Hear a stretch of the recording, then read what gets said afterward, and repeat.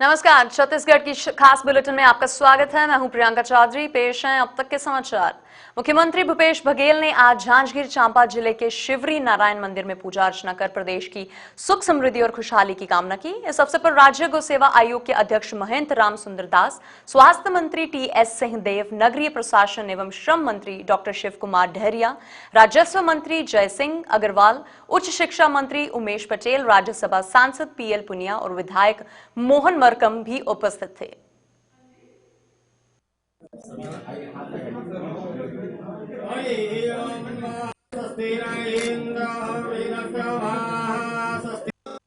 भगवान की जय। श्री श्रीनाथ भगवान की जय। श्री जगन्नाथ।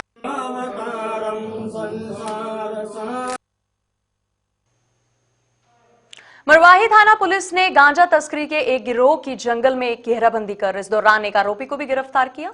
इसी दौरान एक पुलिस ने देखकर मौके से फरार हो गया। मुखबिर की सूचना मिली कि अवैध मादक पदार्थ मरवाही से पेंड्रा की ओर ले जाया जा रहा है।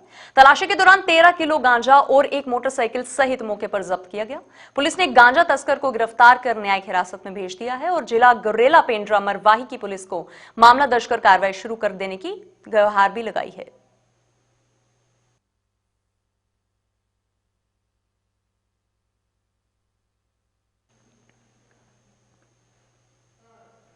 गृहमंत्री ताम्रध्वज साहू ने सुकमा जिले में हुए नक्सली मुठभेड़ में सीआरपीएफ के कोबरा बटालियन के सहायक कमांडेंट श्री नितिन भालेराव की शहादत को नमन करते हुए उन्हें विनम्र श्रद्धांजलि अर्पित की है। गृहमंत्री ने आज माना पहुंचकर उनके पार्थिव शरीर पर पुष्प चक्र अर्पित कर उन्हें श्रद्धांजलि दी। साहू ने उनके परिजनों के प्रति गहरी संवेदना भी व्यक्त की है। गृहमंत्री ने इस घटना में घायल जवानों के शीघ्र स्वास्थ्य लाभ की कामना भी की है। इस अवसर पर संसदीय सचिव विकास उपाध्याय ने भी शहीद सहायक कमांडेंट नितिन भालेराव के पार्थिव शरीर पर श्रद्धा सुमन अर्पित कर उन्हें नमन भी किया।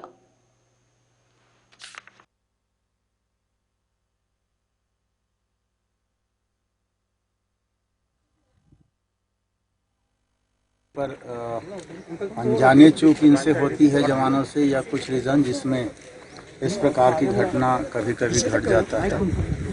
कुल इस घटना में कोबरा बटालियन के सीआरपीएफ के थे 10 लोग हताहत हुए हैं, 2 सामान्य थे जिनको जगदलपुर भेजा गया। 8 को यहाँ लाया गया था। अलग अलग तीनों बालाजी, नारायणा और रामकृष्ण तीनों हॉस्पिटल में अलग अलग इलाज चल रहा है। खतरे से बाहर हैं सभी। एक जवान जो असिस्टेंट कमांडेंट था वो शहीद हुए, जिनको अभी आप सबकी उपस्थिति में हम सब ने श्रद्धांजलि अर्पित।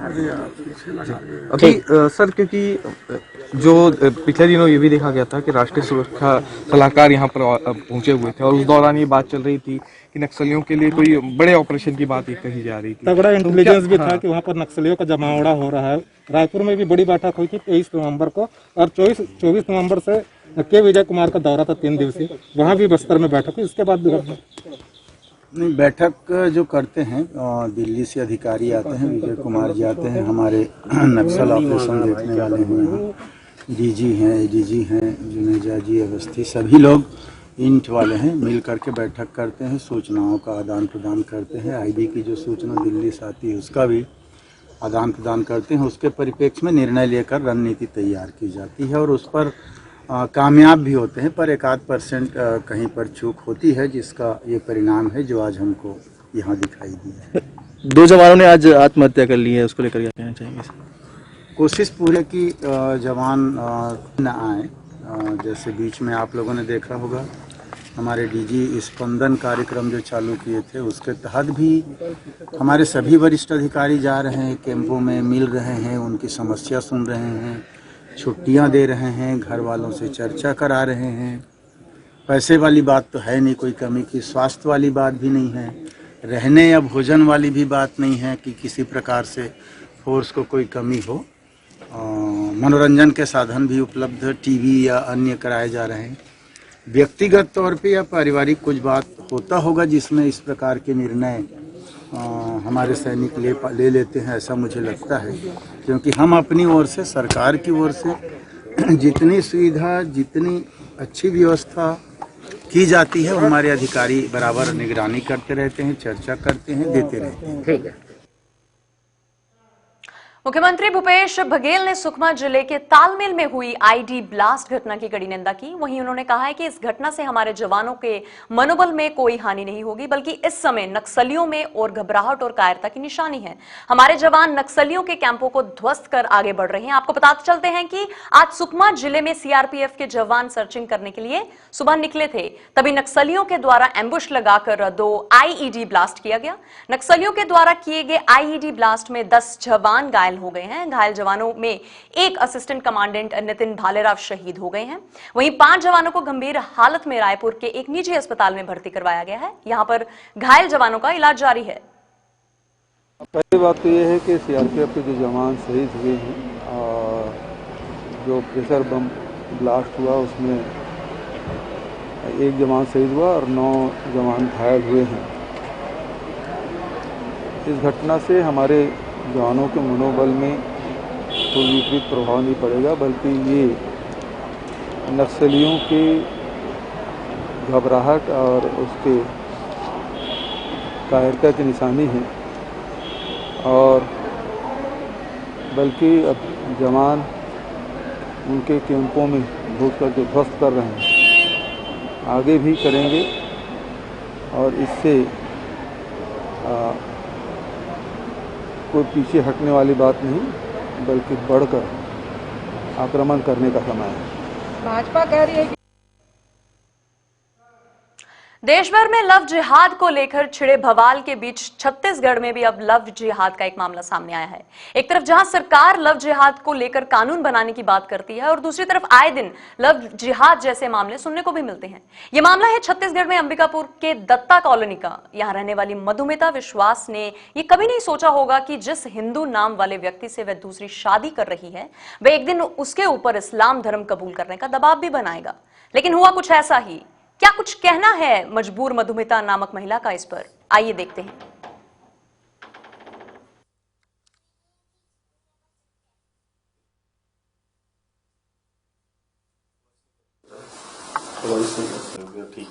एक्चुअली मेरी एक फर्स्ट मैरिज हो चुकी है। अभी कॉमन बातचीत कर रहे हैं, अभी मैं आपसे पूछूंगा तो फिर डिटेल में बताइएगा। गर्ल मतलब फीमेल चाइल्ड थी, तो उनको मेल बच्चा चाहिए, मतलब लड़का चाहिए था।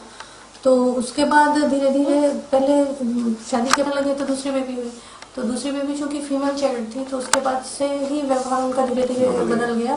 और फिर वो मार्केट हमारे पी के नशे में ही उन्होंने बोला कि उनने इस्लाम धर्म कबूल कर लिया है और वो अब दूसरी शादी करेंगे और मतलब दूसरी फिर हम लोगों को मूर्तियाँ वगैरह जो वो मंदिर जो हम छोटे बड़े गणेश जी रखते वो फेंक दिया और पूजा नहीं करनी है। फिर वो खत्म कराने के लिए मतलब उसका वो चेंज करने के लिए भी इंसेस्ट का दबाव बनाने लगे। फिर उसका रियाशु का नाम जो है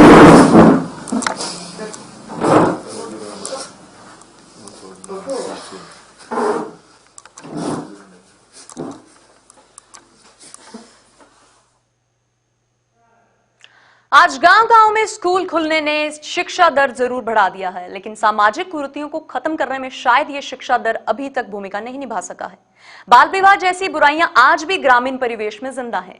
धमतरी महिला एवं बाल विकास विभाग ने एक ऐसे ही 2 शादियों को ऐन वक्त पर जाकर रोकने में सफलता पाई है। धमतरी शहर से लगे एक गांव में 2 परिवारों ने अपनी नाबालिग बेटियों के फेरे तक की तैयारी कर ली थी। देवउठनी एकादशी के बाद खुले मुहूर्त में ये शादी होनी थी। इसकी खबर विभाग को मिली। फौरन ही परिवारों से मिलकर उन्हें बाल विवाह क्या अपराध है, क्यों अपराध है, ये समझाया गया और इसमें 2 साल की सजा के साथ साथ 1 लाख का जुर्माना भी है, उसकी भी जानकारी दी गई। तब जाकर दोनों परिवारों ने शादी स्थगित करने की लिखित रूप से सहमति दी। इस तरह से 2 बच्चियों का जीवन असमय खराब होने से बच गया। लेकिन माता पिता और समाज को भी इसे लेकर जागरूक होना पड़ेगा, क्योंकि भविष्य उनकी लाडली का है।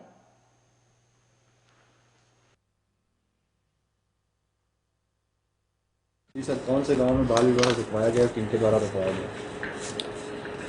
हमें फ़ोन के माध्यम से सूचना प्राप्त हुआ कि हमारे गांव में 2 नाबालिग बालिकाओं की शादी हो रही है करके, जिस पर मैंने अपने तत्काल अपनी बाल संरक्षण टीम एवं चाइल्ड लाइन टीम को गांव में भेजा। गांव में पहुंचने पर जानकारी हुआ कि बालिकाओं की शादी हो चुकी है, परंतु सगाई हो चुकी है, शादी तय नहीं हुआ है।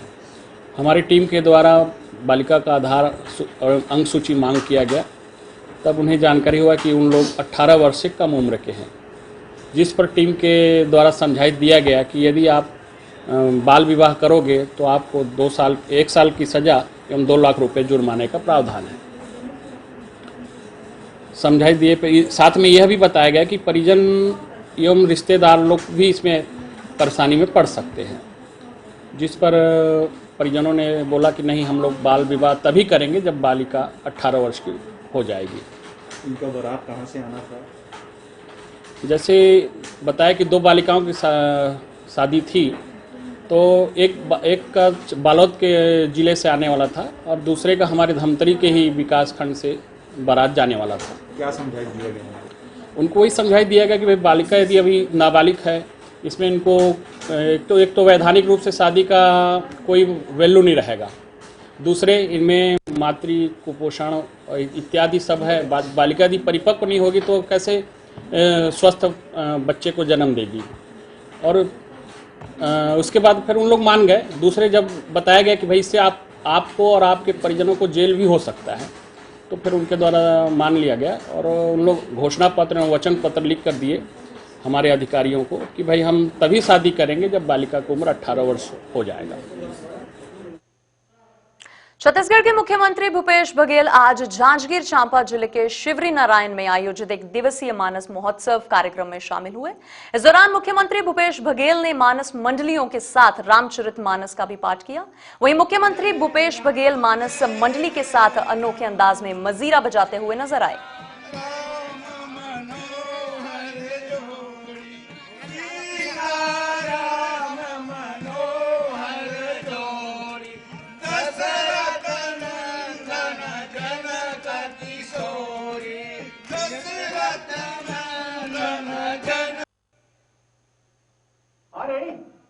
ट्रांसपेरेंसी इंटरनेशनल ने 17 एशियाई देशों में 20,000 लोगों का सर्वेक्षण किया गया। इस साल जून सितंबर से बीच में 12 महीनों में भ्रष्टाचार के बारे में उन्हें धारणा और अनुभव की तलाश की। इस रिपोर्ट के अनुसार भारत पहले पायदान पर है, जबकि कंबोडिया दूसरे नंबर पर है। 6 प्रमुख सार्वजनिक सेवाओं को रिपोर्ट में शामिल किया गया, जिसके बाद कांग्रेस प्रवक्ता विकास तिवारी ने मोदी सरकार पर हमला करते हुए कहा कि मोदी जी भारत मुक्त भ्रष्टाचार की बात तो करते हैं, मगर उन्हीं के शासनकाल में आजादी के बाद पहली बार भारत देश एशियाई ग्लोबल इंडेक्स में है। एशिया के 17 राष्ट्रों के सर्वे में ट्रांसपेरेंसी इंटरनेशनल ने अपनी जो रिपोर्ट की है उसमें भारतवर्ष सर्वाधिक भ्रष्ट देशों की सूची में प्रथम स्थान पर आया है। 39% से अधिक लोगों ने कहा कि भारत में भ्रष्टाचार, करप्शन बहुत ज़्यादा मात्रा में पाए जा रहे हैं। सामान्य जिंदगी जीने के लिए भी लोगों को रिश्वत देना पड़ रहा है। एक और जहां भारत देश के प्रधानमंत्री नरेंद्र मोदी कहते थे कि जीरो टॉलरेंस और भ्रष्टाचार मुक्त राष्ट्र रहेगा, लेकिन उनके ही शासनकाल में आज़ादी के बाद पहले बार भारत देश ग्लोबल इंडेक्स में, एशिया इंडेक्स में भ्रष्टाचार राष्ट्रों की सूची में प्रथम स्थान पर आया है। लगातार किसानों के साथ, आदिवासियों के साथ, बेरोजगारों के साथ, युवाओं के साथ जो अत्याचार हो रहे हैं और उनको सरकारी कामों में जो मदद पड़ती है उसमें जो करप्शन उनको देना पड़ता है, घूस देना पड़ता है, उन तमाम चीजों का उल्लेख ट्रांसपेरेंसी इंटरनेशनल के सर्वे रिपोर्ट में सामने आया है। कांग्रेस पार्टी यह मांग करती है कि भारतीय जनता पार्टी के राज्य की और केंद्र की सरकार, केंद्र के जो भाजपा नेता हैं उनको बताना चाहिए कि क्या इतनी मेहनत की गई कि भारत देश भ्रष्टाचारियों के सूची में प्रथम स्थान पर आया है। और दूसरी ओर नरेंद्र मोदी जो जीरो टॉलरेंस की बात करते हैं, ये क्रोनोलॉजी को क्या कहते हैं। छत्तीसगढ़ की खास खबरों में बस इतना ही। आप बने रहिए हमारे साथ। नमस्कार।